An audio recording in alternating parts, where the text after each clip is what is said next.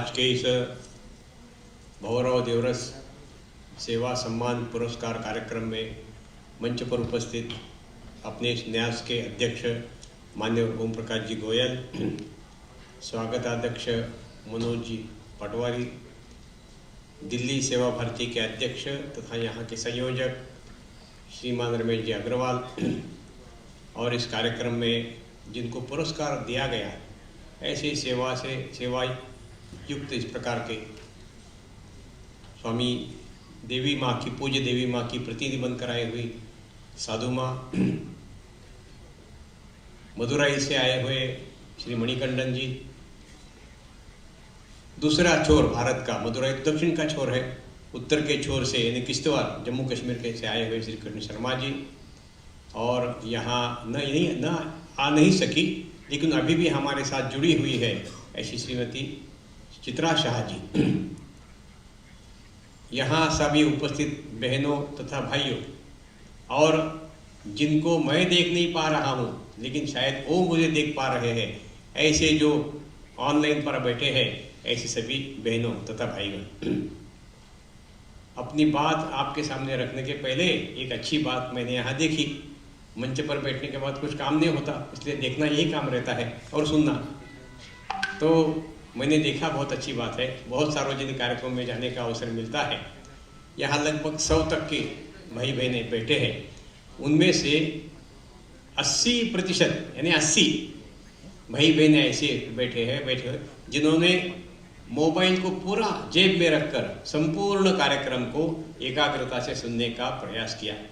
केवल 20% भाई बहने ऐसे हैं निकले जो बैठे बैठे मोबाइल के साथ भी कुछ काम कर रहे थे। सार्वजनिक कार्यक्रम में यह प्रतिशत इतना अच्छा नहीं रहता, मैं बहुत स्थान पर देखता हूँ। इसलिए इस बारे में मैं आप सबका हृदय से अभिनंदन करता हूँ। और हमारा धंधा ही एडवर्टाइजमेंट करने का है, यहाँ का अच्छा वहाँ बताना, वहाँ का अच्छा यहाँ बताना। तो ये जो अच्छी बात देखी है, शायद जहाँ जहाँ अवसर मिलेगा मैं अवश्य सर्वत्र इस प्रकार सबके सामने रखूँगा। आप सबसे इतनी प्रार्थना है कि जो मैं रखूँगा उसका अगर फिर कोई आएगा तो उसको अनुभूति मिलेगी, तो मैं सच बोलता हूँ ऐसा वो मानेंगे दृष्टि से। स्वर्गीय भंवरराव देवरस की स्मृति में ये होने वाला पुरस्कार है और मैं जानता हूँ अपेक्षा करता हूँ उनके बारे में हम सब लोग अच्छी तरह से जानते होंगे। राष्ट्रीय स्वयं संघ के संस्थापक पूज्य डॉक्टर हेडगेवार जी ये स्वयं एक पारसी थे, लेकिन उनकी विशेषता ऐसी थी, उन्होंने अपने संबंधित में आने वाले सहयोग में आने वाले लोगों को सोना नहीं बनाया तो पारस ही बनाया। और ऐसे जो पारस बन गए उन्होंने अपने जीवन में कई लोगों को स्वर्णमय बना दिया। ऐसे पारस बनने वाले श्रेष्ठ महापुरुषों में, संघ के प्रचारकों में, कार्यकर्ताओं में भंवरराव देवरस जी का नाम बहुत ही उज्जवल है। उनके जीवन पर बहुत अच्छा किताब ग्रंथ बना है, आप में से बहुत लोगों ने पढ़ा होगा। अन्यथा मैं आप सबसे आग्रह करूंगा कि ऐसे ग्रंथ अपने घर में रहना चाहिए। आने वाली पीढ़ियों के सामने ऐसे उदाहरण रहने चाहिए कि इतने तेजस्वी महापुरुष इस देश में, श्रेष्ठ पुरुष इस देश में हो गए हैं, उनमें से ये एक भी है। जैसे डॉक्टर जी के सानिध्य में आने के कारण उनके जीवन में परिवर्तन हो गया। संघ संस्थापक डॉक्टर हेडगेवार जी के बारे में एक बहुत सुंदर गीत, बच्चराज जी व्यास नागपुर के एक अच्छे संघ के कार्यकर्ता थे जिनको डॉक्टर जी का सानिध्य मिला। उन्होंने लिखा है, डॉक्टर जी का नागपुर में स्मृति मंदिर है, उसका उद्घाटन के अवसर पर वो गीत गाया गया था। दो श्रद्धांजलि राष्ट्र पुरुष, शतकोटि हृदय के कंज खिले हैं, आज तुम्हारी पूजा करने सेतु हिमाचल संग मिले हैं। बहुत सुंदर गीत है, आपने सुना भी होगा बहुत बार। उसमें सबसे अंतिम चरण में कहा है, आज तुम्हारी पार्थिव प्रतिमा चर्म चक्षुओं से अदृश्य है। आपकी पार्थिव प्रतिमा आज हमारे आंखों के सामने ही है, किंतु कोटिउर नलियों में तव दिव्य मूर्ति रहती अजस्त्र है। कोटि कोटि लोगों के हृदय में आपकी दिव्य मूर्ति आज भी विराजमान है। और अंत में कहा है, तेजोमय प्रतिबिंब तुम्हारे स्वयं सिद्ध अगणित निकले हैं। आपके तेजोमय ऐसे और स्वयं सिद्ध ऐसे प्रतिबिंब अगणित निकले हैं। ऐसे पूज्य डॉक्टर हेडगेवार जी के तेजस्वी प्रतिबिंब में से एक प्रतिबिंब ये भंवरराव देवरस जी का है। उन्होंने अपना जीवन तो संपूर्ण समर्पित कर दिया। डॉक्टर जी के केवल सानिध्य में आने के बाद ही उनके जीवन में राष्ट्र भक्ति, समाज भक्ति, समर्पण भाव इतना प्रज्वलित हो गया कि केवल 17-18 की आयु में ही अपने माता पिता घर परिवार छोड़कर संघ कार्य प्रारंभ किया। उस समय क्या वातावरण था, उनको कितनी कठिनाइयों का सामना करना पड़ा, ये तो किताब पढ़कर ही आपको पता चलेगा। एक तरफ संघ कार्य प्रारंभ करना जो जिसको कोई नहीं जानता था वहां पर, और दूसरी तरफ स्वयं की पढ़ाई करना, ये सब करते हुए उन्होंने बीकॉम में स्वर्ण पदक प्राप्त किया था। यानी उनकी सब प्रकार की एकेडमिक करियर तो था ही, लेकिन सोशल नेशनल करियर भी उनका उससे भी कई गुना था। ये हम सब इस प्रकार के देखते हैं। और उन्हें उसके बाद अपना कर्तृत्व संपन्न, गुणवत्ता युक्त, श्रेष्ठ चरित्र युक्त ऐसा संपूर्ण जीवन मातृभूमि की सेवा के लिए समर्पित किया। ऐसे श्रेष्ठ पुरुष के नाम से दिया हुआ पुरस्कार, यह भी व्यक्ति के जिस पुरस्कार प्राप्त करने वालों के जीवन में भी परिवर्तन की और समाज कार्य की हमेशा ही प्रेरणा देता है। जिनको आज हमने पुरस्कार दिया और इसके पहले भी दिया, वो सारे ऐसे हैं जिनको कभी पुरस्कार के लिए काम नहीं करते। मेरे जीवन में सम्मान मिले, मेरे जीवन में पुरस्कार के मिले, कोई मेरा अच्छी तरह से बात करे, इस प्रकार की अपेक्षा कभी नहीं रहती। निस्वार्थ भाव से, निरपेक्ष भाव से, सेवा भाव से और कर्तव्य भाव से ये सब लोग सेवा कार्य कर रहे हैं। इसलिए इन सेवा कार्यों का प्रभाव समाज पर होता है। सेवा कार्यों के सानिध्य में आने वाले जो भी अभावग्रस्त बंधु बहनें होंगे, पीड़ित होंगे या उसके सेविजन होंगे, उनके जीवन में तो परिवर्तन आता ही है, लेकिन देखने वालों के जीवन में भी आता है। ऐसा हम सबको देखने के लिए मिलता है। भौरव जी की विशेषता और क्या थी? अंग्रेजी में 2 शब्द है, एक विजनरी और दूसरा मिशनरी। भौरव देवरस जी के जीवन में एक श्रेष्ठ विजन था, दृष्टि थी, और इस विजन को पूर्ण करने के लिए जिस प्रकार का समर्पण भाव चाहिए, ऐसा समर्पण भाव भी था। इसलिए अत्यंत श्रेष्ठ ऐसे विजनरी और मिशनरी। इसलिए उत्तर प्रदेश में और थोड़ा उत्तर भारत में संघ कार्य का प्रारंभ करते करते, उसकी नींव को पक्की करते करते उन्होंने अपनी विजन भी रखी, मिशन के लिए काम किया। इसलिए हम 2-3 बातें तो उनके बारे में जानते होंगे। आज एकल विद्यालय नाम से जो प्रयोग चल रहा है और लगभग 1 लाख तक संख्या पहुंची है। सुदूर दूर ग्रामीण अंचल में, वनवासी क्षेत्र में, जहां शिक्षा का कुछ भी संबंध नहीं, प्रभाव नहीं है, ऐसे क्षेत्र में वहां के बच्चों को पढ़ाने का और संस्कारित करने का एक श्रेष्ठ कार्य एकल विद्यालय के माध्यम से हो रहा है, हम सब जानते हैं। इसलिए इस प्रकार का वो जो सारे एकल विद्यालय है, उसका प्रारंभ करने से उसके प्रेरणा स्रोत माननीय भाऊराव जी देवरस रहे। और आज विद्या भारती देश में एक गणमान्य इस प्रकार की शिक्षा संस्थान है। उससे शिक्षा प्राप्त किए हुए अपने जीवन में अपना कर्तृत्व का प्रकटन करने वाले और वहां से लिए हुए संस्कारों का भी प्रकटन करने वाले अच्छी संख्या में लोग हम देखते हैं। आज विद्या भारती का बहुत बड़ी मात्रा में फैलाव हुआ है। उस विद्या भारती की जो सारे इतना विशाल रूप है, उसकी गंगोत्री माननीय भाऊराव देवरस रहे। यानी समाज में जो आवश्यक है उन्नति के लिए, विकास के लिए और राष्ट्र उन्नति के लिए, ऐसी कई बातें निर्माण करने का, प्रारंभ करने का और प्रेरित करने का काम माननीय भाऊराव देवरस जी ने लिया। इसलिए हम देखते हैं कि अपने जीवन में सेवा का एक बहुत मूर्तिमंत आदर्श प्रस्ताव उदाहरण उन सबके सामने रखा। स्वामी विवेकानंद जी का एक बहुत श्रेष्ठ वचन है। उन्होंने कहा है, त्याग और सेवा ये भारत के सर्वश्रेष्ठ आदर्श है। इस देश में जो जन्मा है और इस देश के साथ एकरूप हुआ है, उस हर व्यक्ति के रक्त में ही, खून में ही त्याग और सेवा भाव है। उसको ये सिखानी नहीं पड़ती, जैसे ही अवसर मिलता है वो जागरूक होती है। और इसके हजारों लाखों उदाहरण अपने देश में देखने के लिए हमको मिलते हैं।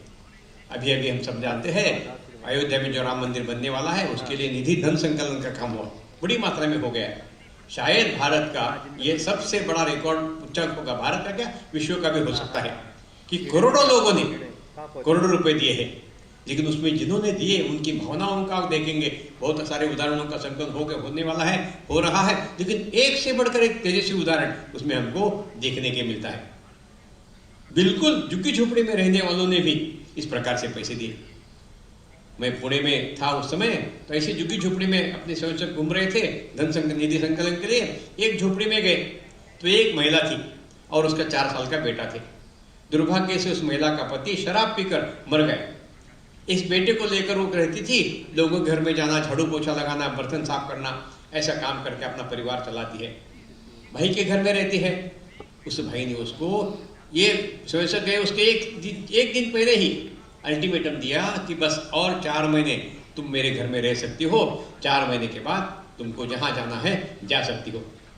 पति मर गया है, 4 साल का बेटा है, शिक्षित है, अज्ञानी है, वो स्वयं वो लोगों घर में काम कर रही है।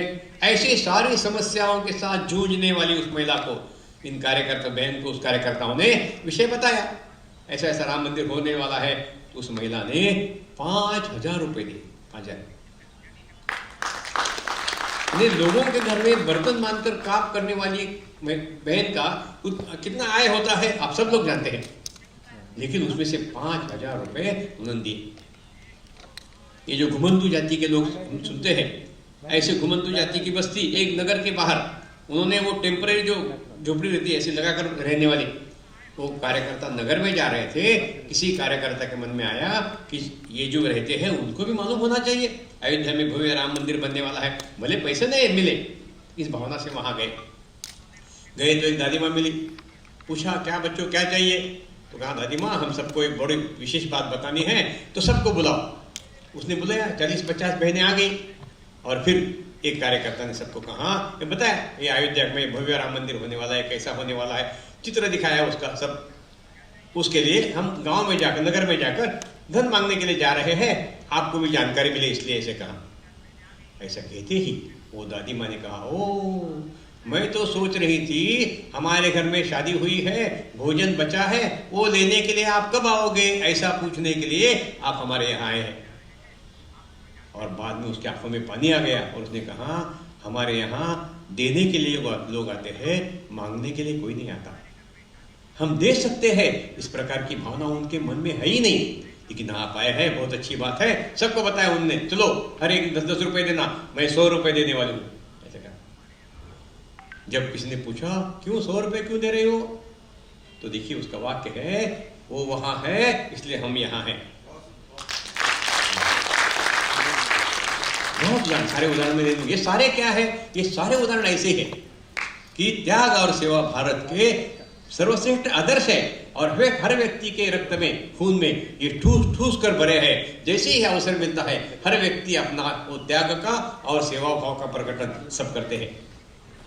और मेरे परिचय में बताया, मैं 10 वर्ष तक संघ के अखिल भारतीय सेवा विभाग का दायित्व निभाया। मैंने संपूर्ण देश में प्रवास किया है, सभी राज्यों में प्रवास हुआ है। उसमें संघ के स्वयंसेवक जो 1.5 लाख सेवा कार्य चला रहे हैं उनको देखना, मार्गदर्शन करना तो मैंने किया ही, लेकिन उसको अलावा जिनका संघ से कुछ संबंध नहीं है, ऐसे लोग भी जो सेवा कार्य कर रहे हैं, उसको देखा तब पता चला कि संघ के स्वयंसेवक 1.5 लाख से अधिक सेवा कर रहे हैं, लेकिन जिनका संघ से कुछ भी संबंध नहीं है, ऐसे लाखों की संख्या में भाई बहने, करोड़, कुछ शायद कुछ लाख, 20, 25, 30 लाख से अधिक सेवा कार्य कर रहे हैं।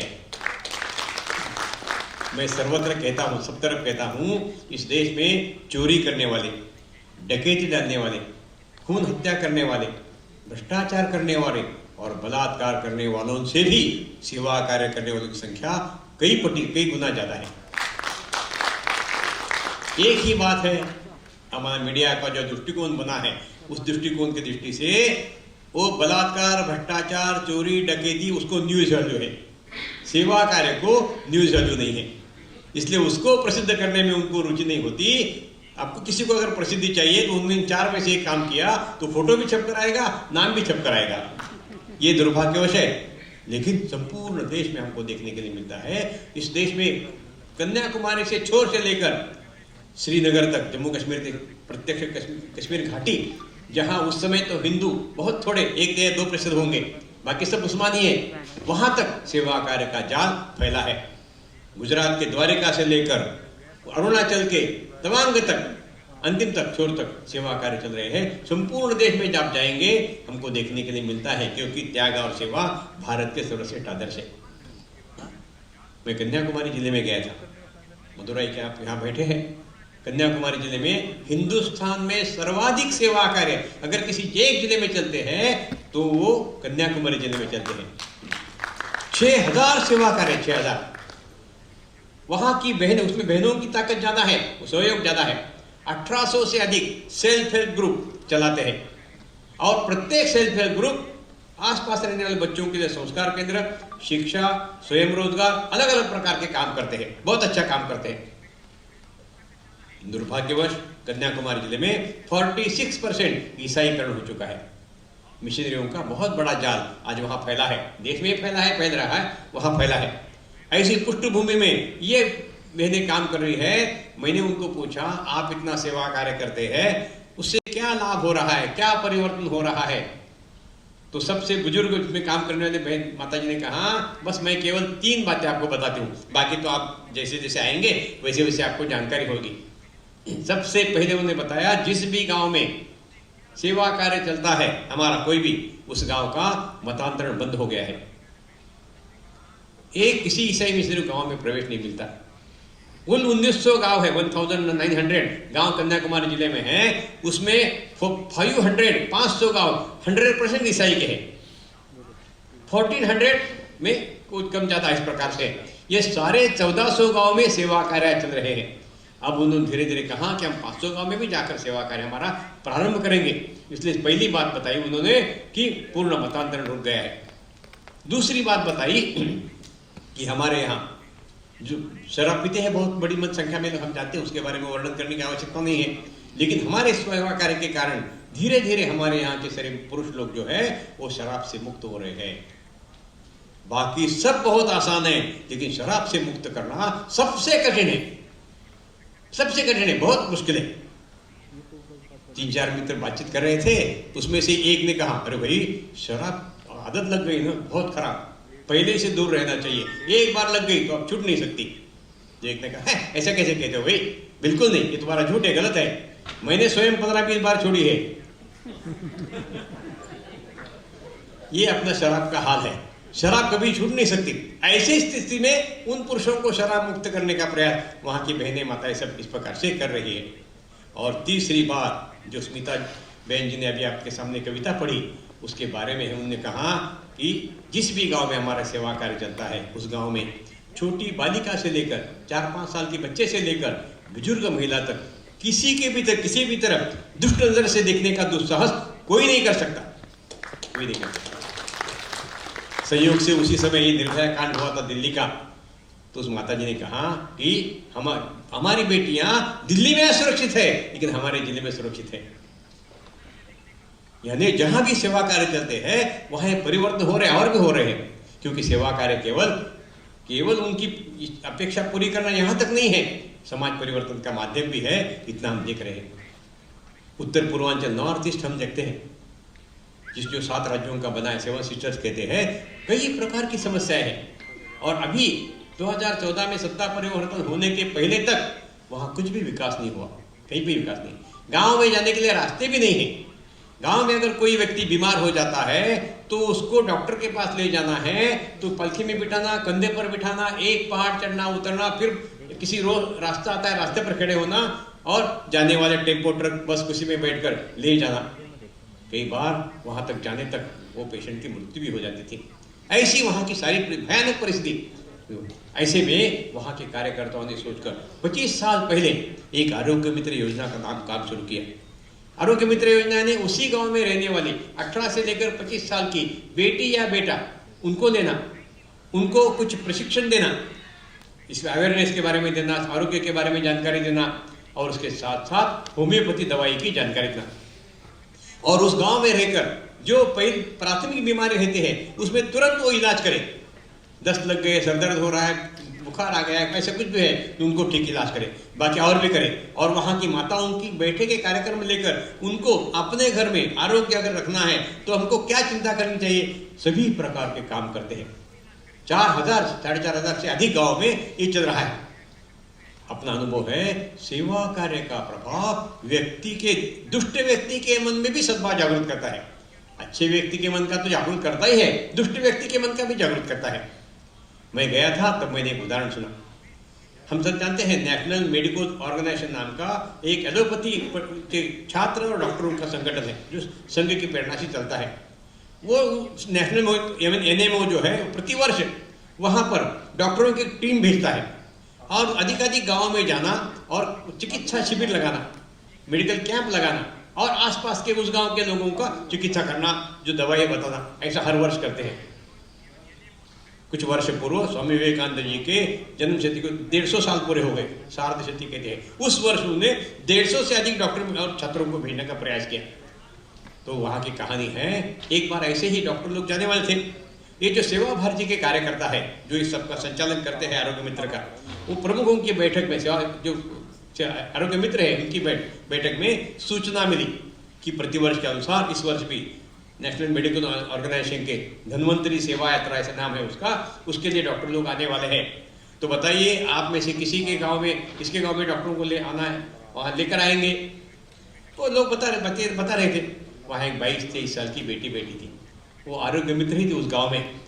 उसकी तो इच्छा थी अपने गांव में डॉक्टर लोग आना चाहिए, लेकिन उसकी सबसे बड़ी समस्या थी, यानी United liberation front of Assam, ये जो उल्फा नाम का एक आतंकवादी संगठन है, उसका एक आतंकवादी नेता उसके गांव में रहता है। उसकी अनुमति के बिना उस गांव में कुछ नहीं हो सकता। वहां पुलिस की अनुमति को नहीं पूछता, सरपंच की अनुमति कोई नहीं पूछता, उसकी अनुमति। इसलिए जब तक उसकी अनुमति नहीं लेती तब तक शायद मुझे करने के लिए नहीं मिलेगा, इसलिए वो चुप बैठी। बैठक समाप्त करके जैसे अपने गांव में गई, दूसरे दिन सुबह वो आतंकवादी नेता के घर में गई और कहा, चाचा जी आप जानते हैं मैं सेवा भारती काम करती हूँ, आरोग्य मित्र। हाँ जानता हूँ। तो सेवा भारती योजना में ऐसा ऐसा कार्यक्रम है, डॉक्टर लोग आने वाले हैं, शिविर लगा सकते हैं, क्या अपने गाँव में भी उन डॉक्टरों को मैं बुला सकती हूँ, चिकित्सा शिविर लगा सकते हो? तो आतंकवादी नेता, हाँ बेटी जरूर बुलाओ। अपने गांव के लोगों ने डॉक्टर को देखा भी नहीं है, डॉक्टर कैसा होता है उनको मालूम भी नहीं है। तो बाकी तो और आगे वो बहुत खुश हो गई, तुरंत मिल जाकर अपने प्रमुखों को मिली, योजना बन गई। 3 मेडिकल स्टूडेंट्स और 2 डॉक्टर्स, ऐसे 5 लोग उस गांव में गए। अब पूर्वांचल में शाम बहुत जल्दी हो जाती है, सुबह बहुत जल्दी हो जाती है, 5 बजे तो अच्छा उजाला होता है, 4-5 बजे तक अंधेरा शुरू हो जाता है। इसलिए सुबह 10 से 2 बजे तक वहां को चिकित्सा शिविर चला। डॉक्टर लोग आए थे, बहुत बड़ी संख्या में लोग, उस गांव के 100% लोग आए थे शिविर, चिकित्सा शिविर के लिए। ये आतंकवादी नेता कुर्सी लगाकर वहां बैठा था, बस केवल बैठा था, देख रहा था सब ये क्या करते हैं, कैसे करते हैं। 2 बजे लगभग सारा समाप्त हो गया। समाप्त होते ही ये खड़ा हो गया, डॉक्टरों को नमस्कार किया और कहा, अरे आप इतने दूर से हमारे गाँव में आए हैं तो चलिए मेरे घर में खाना खाने के लिए भोजन करिए। तो वो जो लड़की थी उसने कहा, नहीं चाचा जी, इनके हर एक का अलग अलग घर में भोजन तय हुआ है, वहां उनको जाना है। कोई बात नहीं, चाय पीने के लिए चलिए हमारे घर में। फिर चाय पीने के लिए सब गए, वो बैठ गए, ये सामने बैठा था। कार्यक्रम में 2 बैनर लगाए थे, एक था सेवा भारती पूर्वांचल, वहां का न्यास जो है सेवा भारती, और दूसरा धन्वंतरी सेवा यात्रा, ये जो अभियान चलता है उसके नाम से। उस आतंकवादी नेता ने कहा, ये सेवा भारती पूर्वांचल और धन्वंतरी सेवा यात्रा यानी क्या, मैं जानता हूं आप सब लोग आरएसएस के हैं। उसने ऐसे कहते ही सबके मन में भय लग गया, शायद यही अपना जीवन लीला समाप्त होने वाली है, क्यों हम वापस नहीं जा सकेंगे। इतने ऐसे आप शब्दों में कहा, सब डर गए। फिर भी तुरंत उसका अगला वाक्य था, हाँ लेकिन आज हम अपने देश में केवल आरएसएस सच है, बाकी सब झूठ है। आज अपने देश में केवल आरएसएस सच है, बाकी सब झूठ है। इसलिए मेरे गांव के दरवाजे आपके लिए हमेशा हमेशा के लिए खुले हैं, आप कभी भी आ सकते हैं। ये कौन सा, जिस उल्फा के संगठन ने 30 साल पहले बाहर के प्रदेशों से गए हुए 4 प्रचारकों की हत्या कर दी है। पुणे से गया, केरल से गया, महाराष्ट्र से गया, केरल से गया और उत्तर भारत से 2 गए। 4 प्रचारक उधर जाकर काम करना चाहते थे, उन चारों की हत्या की। उनका आज का नेता कह रहा है, इस देश में केवल आरएसएस सच है, बाकी सब झूठ है। ऐसी कहानियां बहुत है। ये क्या है, ये सेवा व्यक्ति के मन में एक सद्भाव जागृत करती है और सद्भाव का असर व्यक्ति कभी अच्छा भी व्यवहार कर सकता है। इसलिए सेवा जैसे पीड़ित लोगों को ऊपर लाती है, आगे बढ़ाती है। सेवा करने वालों को जीवन में एक बहुत बड़ा आनंद देती है, जो करोड़ों रुपए खर्च करके भी नहीं मिल सकता, ऐसा सुख आनंद देती है। वैसे ऐसा जो वर्ग है जो दुर्भाग्यवश समाज विरोधी गतिविधियां करता है, उनके मन में भी एक सद्भाव जागृत करता है, ऐसा अपना अनुभव है। ऐसे काम के लिए समर्पित माननीय भवराव देवव्रत जी के नाम से इस प्रकार का पुरस्कार हम सबको इस प्रकार से दे रहे हैं। हम सब जानते हैं अपना हिंदू चिंतन बहुत श्रेष्ठ चिंतन है। मनुष्य जीवन के हर बारे में जितना गहराई से चिंतन भारत में हुआ है, उतना विश्व में कहीं पर नहीं हुआ, दुनिया में कहीं पर नहीं हुआ है। उसमें सेवा के बारे में भी हुआ है, वो हम सबको याद रखना चाहिए। सेवा तो सब लोग करते ही रहते हैं, सेवा करना अनेक लोगों का स्वभाव है। कोई अच्छा काम जिससे दूसरे सामने वालों की पीड़ा दूर होती है, कठिनाई दूर होती है, समस्या दूर होती है और आगे बढ़ता है, हर बात को सेवा कहते हैं। लेकिन हिंदू चिंतन के अनुसार सेवा की 3 श्रेणियां हैं। वो कहते हैं भूखे को अन्न देना, पैसे को पानी देना, शिक्षा ने उसको शिक्षा देना, वस्त्रहीन को वस्त्र देना, ऐसे जो जिसकी आवश्यकता जिसको है, जिसके कारण वो तड़प रहा है, उसको वो देना है, वो सेवा ही है। लेकिन कहाँ है वो सेवा? तृतीय श्रेणी की है, तृतीय श्रेणी की, प्रथम की नहीं। यानी जो जिसको जो आवश्यकता है वो देना। अपने देश में करोड़ों की संख्या में लोग करते हैं, वो अच्छा ही है, उसमें कोई दो राय है ही नहीं, लेकिन उन्होंने कहा है तृतीय श्रेणी की। फिर द्वितीय श्रेणी कौन सी? तो उन्होंने कहा आज जो आपके सामने आकर कुछ मांग रहा है उसको फिर मांगने की नौबत ना आए, फिर कभी भी उस प्रकार ने स्वावलंबी बने आपकी सेवा के से। इस प्रकार से, इस दृष्टि से उन्होंने कहा है कि ऐसा जहां होता है कि आज हमारे पास आ गए, हमने उनको सब प्रकार की सहायता आवश्यकता की, बाद में वो स्वावलंबी बन गए और मांगना बंद हो गया। ऐसा हम सबने सुना होगा, बंगाल में ईश्वर चंद्र विद्यासागर इस नाम के एक बहुत श्रेष्ठ पुरुष देशभक्त हो गए। उनके जीवन की एक कहानी बताते, उदाहरण। एक दिन वो नगर में जा रहे थे, एक मंडी थी, दोनों तरफ फल के दुकान लगे थे, ठेले भी लगे थे। तो ये जा रहे थे, उनका तो ध्यान नहीं था, अपने काम के लिए जा रहे थे। इतने में एक ठेले वाला तुरंत आ गया और उसने नीचे झुककर चरण स्पर्श किया, नमस्कार करके खड़ा हो गया और पूछा, भाई साहब पहचाना मुझे? उन्होंने देखा, उनको तो याद नहीं आ रहा है कभी कोई मुलाकात हुई, मिले हैं। उनका नहीं भाई। तो उसने कहा आप तो भूल गए होंगे, लेकिन मैं कभी नहीं भूलूंगा। 3 साल पहले अपने यहाँ बहुत बड़ा अकाल आया था, इतना अकाल था कि लोग भूखे मर रहे थे। मेरे घर में भी 5 लोग थे, लेकिन सभी भूख से तड़प रहे थे। 3 दिन से एक अन्न का भी कण उनको नहीं मिला था। उनमें सबसे छोटा मैं था, मैं भी भूखा ही था, लेकिन उनकी सारी अवस्था देखकर मैं ध्यान में आ गया, कुछ तो करना चाहिए, क्या कर सकते हैं। इसलिए मैं तुरंत उठा, बाहर आ गया और मैंने कहा रोड पर, रास्ते पर जाएंगे, अब जो भी आदमी पहला आएगा उसके हमारे हाथ फैलाएंगे। अभी तक जीवन में कभी ऐसा हाथ फैलाया नहीं, भीख मांगी नहीं, भीख मांगेंगे, उससे जो मिलेगा हमारे घर वालों को खिलाएंगे। ऐसा सोचकर मैं रास्ते पर खड़ा था, संयोग से आप आ गए। मैंने आपके सामने हाथ ऐसा किया, आपने पूछा क्या है? मेरे घर में सब लोग भूख से तड़प रहे हैं, उनको खाने के लिए कुछ नहीं, इसलिए मुझे कुछ तो दीजिए। आपने मुझे पूछा कितना देना? आप 4 आने देंगे तो सबके लिए मैं भोजन ला कर दूंगा। उन्होंने कहा 4 आने में सबको भोजन देंगे, ठीक है, लेकिन मैंने 8 आने दिए तो क्या करेंगे? आज का और कल का ही भोजन की व्यवस्था हो गई। मैंने 1 रुपया दिया तो क्या करेंगे? तो मैं फल खरीद कर लाऊंगा, बेचूंगा और उसमें से पैसा कमाऊंगा। आपने मुझे 1 रुपया दिया, उस 1 रुपये से मैंने फल लाए, बिक्री शुरू की। आज मैं स्वावलंबी बन गया हूँ, स्वाभिमानी हूँ और हमारे सबके घर लोगों की आवश्यकताएं सारी पूर्ण कर रहा हूँ। वो दुकान है, ये आपके कारण हो गया है। आपका यानी सेवा करते हुए अगले आने वालों को स्वावलंबी बनाना, ये सेवा द्वितीय श्रेणी की सेवा की है।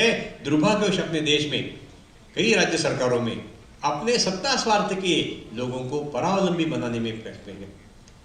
हमको समाज को स्वाभिमानी, स्वावलंबी और परिश्रमी बनाना है। अपने स्वार्थ के लिए किसी को परावलंबी, स्वाभिमान शून्य और परिश्रम शून्य बनाना, ये तो पाप ही है, गलत नहीं, पाप ही है। तो इसलिए जिसको द्वितीय श्रेणी कहा है। फिर प्रथम श्रेणी कौन सी? तो कहते हैं आज जो सेवा ले रहा है वो कल सेवा करने वाला बने। आज किसी कारण से हमारे यहाँ आ गए, हमने उनको सहायता की सब प्रकार की और खड़े हो गए, अपने जीवन में स्वावलंबी बने, लेकिन वहां तक नहीं रुके, आगे वो इस प्रकार का दूसरों को सहायता करने का लिए काम करें। अपनी यहाँ वचन सेवा विभाग में हमारे प्रयास क्या चलते हैं? सेवा हमारे लिए साध्य नहीं साधन है। सेवा हमारे लिए साध्य नहीं साधन है। हमारी इच्छा क्या है? आज का सेवित कल का सेवक बने। आज जो लाभ ले रहा है वो कल लोगों को लाभ देने वाला बने। इस प्रकार से मेरा ज्यादा समय महाराष्ट्र में गया है, तो वहां का एक उदाहरण में देखा, जो पुणे महानगर में एक स्वरूप वर्धी नाम की संस्था काम करती है। झुग्गी झोपड़ी में रहने वाले, जिनके पिताजी शराब पीते हैं, जिनकी माताएं लोग घर में काम करती है और जिनके घर में दरिद्रता और गरीबी निरंतर रहती है, ऐसे परिवार के बच्चों को लेना, उन पर 1 घंटा संस्कार कार्य करना, 1.5 घंटा उनको पढ़ाना और उनको धीरे धीरे अपने जीवन में खड़ा करना, इस प्रकार का काम वो कर रही है। आज लगभग 35 से अधिक वर्ष हो गए। ऐसे झुग्गी झोपड़ियों के बच्चे बेटियां आते हैं 3-4 साल के बाद, 4-5 साल के बाद जो आए, उनमें से 5-4 बेटियां उनकी पढ़ाई पूरी हो गई, एक एमकॉम हो गई, एक ने एमएससी किया, एमएससी बीएड, और एक ने बीए एमएस किया, तीन लड़कियां एमएससी, ऐसी पढ़ाई हो गई। अब जो एमकॉम हो गई उसने क्या करना, नौकरी करना, शादी करना और परिवार बसाना। एमएससी बीएड हो गई, कहीं अध्यापक बनना, शादी करना, परिवार बसाना। बीएमएस हो गई, स्वयं प्रैक्टिस करना, किसी डॉक्टर के साथ शादी करना और दोनों मिलकर प्रैक्टिस करते हुए परिवार बसाना। यही तो अपने देश का नेशनल हाईवे है, इसी राष्ट्रीय मार्ग पर सभी गाड़ियां चलती है, हम जानते हैं। तो ये सब में करना। लेकिन ये होने के बाद इन तीनों ने विचार किया, अगर हम स्वरूप और देने नहीं आते तो शायद हमको भी अपनी माँ की तरह लोगों घर में जाकर बर्तन मारना, साफ सफाई करना पड़ता, हम पढ़ाई नहीं करते। स्वरूप और के कारण हम इतना आगे बढ़ गए। देश हमें देता है सब कुछ, हम भी तो कुछ देना सीखे। वो गीत उन्होंने गाया है, उनको याद है, हमने कुछ करना चाहिए। संयोग से वनवासी कल्याण आश्रम के उस समय के संगठन मंत्री और पूर्व में केरल प्रांत में जिन्होंने बहुत अच्छा संघ कार्य किया, ऐसे मन्ने भास्कर जी कड़म्बी वहां आए थे। उनको मिलने के लिए गई, बातचीत हो गई और सब ने मिलकर तय किया हम 3 साल के लिए पूर्णकालिक काम करेंगे।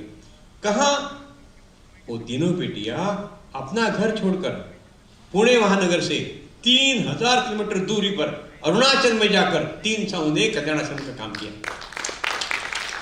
कल्पना कीजिए, यहाँ आप लोग बैठे हैं, आपको भी घर में बेटियां होगी। कोई पिता अपनी बेटी को, 22, 23, 24 साल की बेटी को अपने घर से 30,000 किलोमीटर अरुणाचल, जहाँ भाषा भिन्न है, खान पान भिन्न है, वेशभूषा भिन्न है, सब प्रकार का भिन्न है और आतंकवाद का थैमान भी चलता है, वहां भेज सकते हैं। वो 3 साल वहां गई, अच्छा तरह से काम किया, वापस आई। तीनों की शादियां हो गई है, संयोग से तीनों के प्रति कार्यकर्ता है, तीनों भी आज सामाजिक काम में सक्रिय सहभागी है। तो जो हमको आज हमारी सेवा ले रहे हैं, उनको सेवा कार्य बनाने की, सेवा करने की प्रेरणा देना, ये इस प्रकार के रहते हैं। तो सारे सेवा कार्यों में ये तीनों तीसरी श्रेणी पर जाने का प्रयास करते हैं, हम अनुभव करते हैं, कर रहे हैं, हम इस प्रकार के सिखाते भी हैं। अपने देश का ये चिंतन है कि सेवक बने, इसके लिए प्रयास करना, केवल स्वावलंबी बने यहाँ तक न करें, इस दृष्टि से प्रयास करती है। अंतिम बात रखते हुए मैं मेरा एक कथन समाप्त करता हूँ। स्वाभाविक ही हम जैसे यहाँ बैठे हुए भाई बहने हैं, यहाँ बैठे हुए और अपने अपने घर में बैठकर सुन रहे हैं, और आपके बाकी भी परिवार रिश्तेदारों के लिए भी एक बात मैं कहता हूँ, हम सबसे सेवा विभाग की सेवा के बारे में 3 अपेक्षाएं। 3, हम अपना अपना परिवार चलाए, अपना अपना काम धंधा व्यापार व्यवसाय कराए, जो भी दायित्व अपना निभा रहे हैं वो सफलता से निभाए, उसमें कोई कॉम्प्रोमाइज करने की आवश्यकता नहीं है। लेकिन अपेक्षा, उसमें पहली अपेक्षा ऐसी है कि वर्ष में एक बार, हर वर्ष में एक बार अपने परिवार के साथ, हो सकता है तो और कुछ परिवारों को लेकर सेवा पर्यटन करने के लिए जाइए।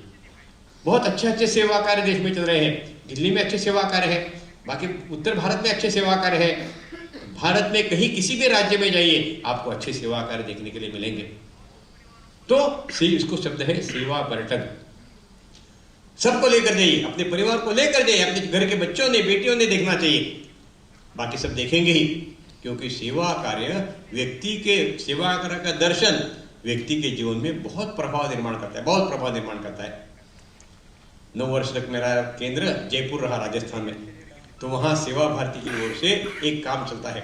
ये जो कचरा बीनने वाले बच्चे हैं, बेटी बेटियां, उनके लिए उन्होंने एक विद्यालय शुरू किया। प्रारंभ तो एक बहन जी ने किया, अपने घर में छत पर शुरू किया, 8-10 बच्चों को। बढ़ने लगा, वैसे उन्होंने सेवा भारती को उसको सुपर्द कर दिया। वो स्वयं उसमें पूर्णकालिक काम करती है। संख्या बढ़ी, लगभग 118 हो गए। अब किसी घर में नहीं हो सकता, एक विद्यालय शुरू किया। अब उन बच्चों को सब, ये माँ क्या करती थी, ये बहन जी क्या करती थी, उन बच्चों को अपना सारा जो संकलन करना है, कचरा कूड़ा बिनना है, वो करना है, जहाँ देना देना, देने के बाद यहाँ आना। आने के बाद सबको एक ब्रश उन्होंने देकर रखा है, टूथब्रश। पेस्ट मार रहती थी, पहले पेस्ट करना, ब्रश करना, दांत साफ करना। बाद में सबके लिए अंदरूनी कपड़े जो रहते हैं, बेटियों के लिए, लड़कों के लिए, वो उन्हें 1-2 सेट लाकर रखे, उन सबको दिए। टॉयलेट दिया और कहा सबने स्नान करना, अच्छे कपड़े पहनना। बाद में सबको नाश्ता खिलाती थी और बाद में उनकी पढ़ाई चलती थी। इसलिए उन बेटियों को, लड़कों को बहुत आनंद आता था वहां जाकर करने में। सब वो शुरू हो गया, संख्या बढ़ने लगी। तो संख्या बढ़ने तो और जिम्मेवारी बढ़ती है, पैसे की आवश्यकता होती है। तो उस समय सेवा भारती के वहाँ के उप महामंत्री थे, अब उपाध्यक्ष बने हैं। वो डॉक्टर है, बहुत अच्छे प्रैक्टिस करने वाले हैं। वो ऐसे ही उनके बहुत अच्छे मित्र, जिनका उनके साथ बहुत अच्छा संपर्क है, उनको और बहुत बड़े व्यापारी है, करोड़पति व्यापारी है, उनको मिलने के लिए गए और जाकर उन्होंने कहा कि भाई साहब ऐसा ऐसा वो सारा प्रकल्प का उन्होंने वर्णन किया, क्या सेवा चलती है, कैसे चलता है, उसके लिए आप कुछ दान दीजिए। वो दान मांगने के लिए मैं आया हूँ। तो उन्होंने कहा ठीक है, कितना देना बताइए, मैं उतने रुपए का चेक देता हूँ आपको। तो इतने कहा नहीं, इस प्रकार पैसा हम नहीं लेते, तो आप आइए, उस सेवा प्रकल्प को अपने आंखों से देखिए, फिर आपकी जो इच्छा होती है उतना दीजिए, मैं आपको कोई आंकड़ा नहीं बताऊंगा। तो व्यापारी ने कहा, अरे भाई साहब आप जानते हैं ना, मेरे 4 उद्योग है, सुबह 6 से लेकर रात 10 बजे तक मैं निरंतर व्यस्त रहता हूँ। आपका सेवा प्रकल्प देखने के लिए मेरे पास समय कहाँ है, लेकिन मेरा आप पर पूरा विश्वास है, आप बताइए उतना मैं पैसा दूंगा। फिर भी इस कार्यकर्ता ने कहा, नहीं जी ऐसा हम नहीं करते, और हमको आपका बहुत ज्यादा नहीं समय चाहिए, केवल आधा घंटा, आप आधा घंटा दीजिए, बस हम दिखाएंगे। ऐसा कहते ही उस व्यापारी ने, आधा घंटा, तो चलो अभी मेरे पास आधा घंटा समय है। अब वो शाम का 5 बजे का समय था, वो विद्यालय सुबह 9 से 1 बजे तक चलता है, आप 5 बजे क्या दिखाएंगे उनको, खाली बिल्डिंग देखकर तो कोई समझ में नहीं आता। लेकिन हम जानते हैं जो कार्यकर्ता बैठे, सेवा कार्यकर्ता, वो बहुत जिद्दी रहते हैं, वैसे वो भी थे। उनका ठीक है चलो, लेकर चले, उनकी कार में बैठ गए। जैसे निकले तो उन्हें वहां के कार्यकर्ता को फोन करके बताया, मैं ऐसे भाई साहब को लेकर आ रहा हूं, अब वो बच्चे तो स्कूल में नहीं आएंगे, उस बस्ती में ही सबको इकट्ठा करो, जितने आ सकते उनको इकट्ठा करो, ऐसा कहा। गए, अब 120 उस समय छात्र पढ़ते थे, सब मिलकर लगभग 70-80 संख्या उस समय मिली। उन्हें सबको ऐसे लाइन में बिठाया, सामने कुर्सियां रखी, भारत माता स्वामी विवेकानंद का चित्र लगाया, माला, सब बहुत अच्छा वातावरण निर्माण किया। ये गए, ये जैसे ही कुर्सी के पास गए, सब बच्चे खड़े हो गए और उन्हें नमस्कार किया, नमस्कार ऐसे जोर से कहा, इन्हें भी नमस्कार किया, नीचे बैठ गए। बैठते ही पहले उन बच्चों ने पालती लाकर एकाग्र चित्त से 3 बार ओंकार का जाप किया। बाद में भगवद गीता का 12वां अध्याय कंठस्थ कहा, कंठस्थ। अब कचरा बीनने वाले बच्चों के परिवार में रहने वाले बच्चे भगवद गीता का 12वां अध्याय कंठस्थ कह रहे हैं। ये सुनकर तो इनको आश्चर्य लगा, इनके मन में आया मेरे बच्चे पढ़े लिखे हैं, उनको भगवद गीता नहीं आती, और ये बच्चे अच्छी तरह से कह रहे हैं, इसलिए अच्छा लगा उनको। बाद में ये जो गीत है, देश हमें देता है सब कुछ, हम भी तो कुछ देना सीखे, ये गीत प्रस्तुत किया। ये भाई साहब बहुत पसंद हो गए, बहुत पसंद हो गए। फिर डॉक्टर साहब ने कहा, परिचय करके दिया उनका, और कहा आप थोड़ा मार्गदर्शन कीजिए। बिजनेसमैन व्यापारी हम लोग भाषण नहीं करते, भाषण तो हमारे दूसरों का काम है करना, ये काम करते हैं सब लोग। तो इस व्यापारी ने कहा कि नहीं, भाषण तो नहीं करूंगा मैं, लेकिन चलो बच्चों का परिचय करके लेंगे। तो ठीक है, शुरू के लाइन में बैठे, पहला बच्चा खड़ा हो गया, नाम वाम सब बताया, वो स्कूल वही था इसलिए सब पढ़ाई सब बताया। तो इस व्यापारी ने पूछा कि पिताजी क्या करते हैं, पिताजी क्या करते हैं? उसने कहा पिताजी नहीं है, पिताजी की मृत्यु हो गई है, शराब के कारण पिताजी की मृत्यु हो गई थी। अब ये सुनकर इनको लगा मैंने गलत प्रश्न पूछा, इसलिए दूसरा वाला लड़का जब खड़ा हो गया तब उसको पूछा घर में कौन कौन है, ताकि उसमें पता चलता है कौन है कौन नहीं का। तो उस बच्चे ने कहा सब है, माताजी है, पिताजी है, भाई है, बहन है, सब है। पिताजी क्या करते हैं? पिताजी क्या करते हैं, इस प्रश्न का उत्तर लड़के ने क्या दिया, पिताजी शराब पीते हैं। उस बेटे ने अपने बाप को और कुछ करते हुए कभी देखा ही नहीं था। ऐसे 3, 4, 5 परिचय होने के बाद इस व्यापारी का परिचय सुनने का धैर्य ही समाप्त हो गया। उनके आंखों से पानी बहने लगा। उन्हें जीवन में कभी सुना भी नहीं था, कोई देखा भी नहीं था कि ऐसा भी कोई जीवन होता है, और बच्चों के सामने रोना अच्छा नहीं है। इसलिए उन्होंने क्या किया, घड़ी दिखाई, डॉक्टर साहब चलो मैंने देखा सब जगह, मुझे मीटिंग है, जरूरी मीटिंग है, चलो जल्दी जाएंगे। डॉक्टर साहब के ध्यान में आ गया क्या हुआ है। डॉक्टर साहब खड़े हो गए और बच्चों को कहा भाई साहब जा रहे हैं। तो सारे बच्चे खड़े हो गए, नमस्कार कहा और कहा पुनरागमनाय च, फिर अवश्य आइए। इस प्रकार उनके आंखों से और आंसू बहने लगे। उन्होंने बच्चों की तरफ देखा ही नहीं, फिर जाकर कार में बैठ गए। डॉक्टर साहब उनके पास बैठ गए, उनके ड्राइवर ने कार शुरू की, कार जैसे आगे बढ़ी। उस डॉक्टर, इस व्यापारी ने, भाई साहब ने उन डॉक्टर साहब के दोनों हाथ में लिए और डॉक्टर साहब इस प्रोजेक्ट का जितना भी खर्चा बताइए सारा मैं दे देता हूँ। तो सेवा कार्य का दर्शन इतना प्रभावी होता है। इसलिए हमारी पीढ़ी और अगली पीढ़ी को ये करना अपना काम है। इसलिए अपने सहयोगी सब लोगों को साल में एक बार योजना बनाकर यहाँ बैठे अपने सेवा पर मिथिलेश जी आपको सहायता करेंगे कहाँ जा सकते हैं बताने के लिए, लेकिन सेवा कार्य का दर्शन करना चाहिए। दूसरा बात आप करते ही होंगे, लेकिन सबके लिए मैं बता रहा हूं, प्रति वर्ष एक निश्चित आपकी आय जो है उस आय में से कितना प्रतिशत का पैसा मैं सेवा कार्य के लिए दूंगा, संकल्प करना चाहिए। ये पीड़ित परिवार मेरे परिवार के सदस्य हैं, मेरे परिवार के सदस्यों के लिए मैंने जैसे योजना बनाई है पैसे की, वैसे इन पीड़ित जनों के लिए बनाऊंगा। इसलिए प्रति वर्ष हम दे सकते हैं। आवश्यकता नहीं कि एक ही संस्था को देना चाहिए, कई प्रकार की संस्था है, किसको देना आपको जानकारी मिल सकती है, लेकिन हर वर्ष अपने आय में से कुछ हिस्सा ऐसे पीड़ित लोगों की उन्नति के लिए जो कार्य चल रहा है उसके लिए हम दे। इस प्रकार की दूसरी प्रार्थना मेरी है। और तीसरी प्रार्थना मेरी है, इन्हें स्वयं किसी न किसी सेवा कार्य के साथ जुड़ जाना चाहिए। सेवा में जो आनंद है वो जीवन के किसी कार्य में नहीं है। आप कितना भी पैसा कमाइए, कितने भी बड़े भवन बनाइए, कितने भी कार लीजिए, कितनी भी सुख सुविधाएं घर में लाइए, हम अनुभव करते हैं सुख उसमें नहीं है। सुख लेने में नहीं है, सुख देने में है, कहते हैं सब लोग। तो किसी न किसी सेवा कार्य के साथ जुड़ जाएंगे तो हम अपना सारी बुद्धि, क्षमता, शरीर सब उसमें योगदान दे सकते हैं। आज उसकी इस प्रकार की आवश्यकता है। आज भी अपने देश में 25 करोड़ लोग गरीबी रेखा के नीचे है, 2 समय भोजन भी नहीं मिलता, ऐसे लोग हैं। आप कल्पना भी नहीं कर सकते इतनी दरिद्रता गरीब भारत में आज भी है। 4 साल पहले मैंने समाचार पत्र में समाचार पढ़ा, आपने भी पढ़ा होगा, हिंदी समाचार पत्र में था। एक माताजी विधवा महिला, उसके 2 बच्चे, पति शराब पीकर मर गया, उसको विधवा पेंशन ऐसे कुछ तो मिलती थी बैंक से, वो लेने के लिए बैंक में गई। वहां का वो दरवान खड़ा था, उसने कहा क्या क्या चाहिए? उसने कहा वो पेंशन में लेने के लिए आई हूँ। हाँ लेकिन बाद में आना, इतने लोग दिखते हैं ना, भीड़ थी बहुत लोगों की, अभी आज नहीं, कल आओ। उसने कहा जी मेरे बच्चे भूखे हैं, वो रो रहे हैं, उनको कुछ खिलाने चाहिए, मेरे पास एक पैसा भी नहीं है, इसलिए मुझे 200 रुपये पैसा मुझे मिलना चाहिए, पेंशन मिलना चाहिए। लेकिन बताया ना आज नहीं, चलो चलो, ऐसा करके धीरे धीरे उसको बाहर वो ले जाने लगा। दरवाजे तक जाने के बाद उसने धक्का दिया, वो वहां कर गिर गई। दुर्भाग्य से एक पत्थर पर उसका मस्तक पटक गया, वो मर गई।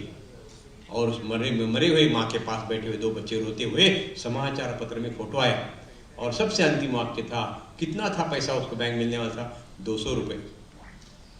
क्या 200 रुपये में कोई माँ अपने 2 बच्चों को खिला पिला सकती है? लेकिन आज है ये दरिद्रता, आज भी है। वो दरिद्रता में है तो दरिद्रता के ऊपर जिनको भगवान लेकर गए हैं, उन्होंने उनको भगवान मानकर उनके लिए कुछ न कुछ करना चाहिए। इसलिए सेवा कार्य सबके जीवन का अनिवार्य हिस्सा है, ऐसा मानना चाहिए।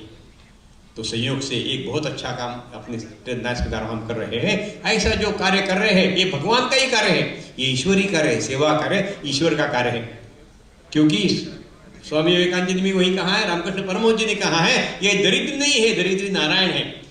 इसे आप सामने सबने सुना है, उसके बारे में दोहराता नहीं हूं। तो ऐसे ईश्वरीय कार्य में करने वालों के में से लोगों को प्रतिवर्ष बुलाकर सबके सामने उनके कार्य का परिचय देते हुए उनको सम्मानित करते हैं। जो भी सहायता तो देते ही है, उसके कारण समाज को सबको ध्यान में आता है। ये बहुत अच्छा कार्य चल रहा है।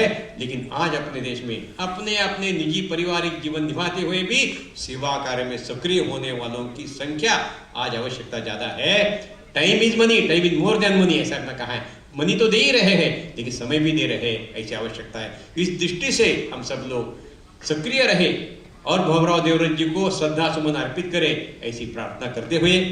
और इतना सम्मानित मंच पर ऐसे सम्मानित कार्यक्रम में एक से बढ़कर एक श्रेष्ठ लोग इसके पूर्व में आए हैं, ऐसे कार्यक्रम में बुलाकर मुझे आपके सामने अपना बात रखने का मौका दिया, ये मुझे सम्मान दिया, इसके प्रति न्यास के से भी पदाधिकारियों को धन्यवाद देते हुए, और आपने भी मेरा ये भाषण शांति से सुना इतना लंबा, इसके लिए आप सबको धन्यवाद देते हुए मैं अपना एक कथन समाप्त करता हूँ।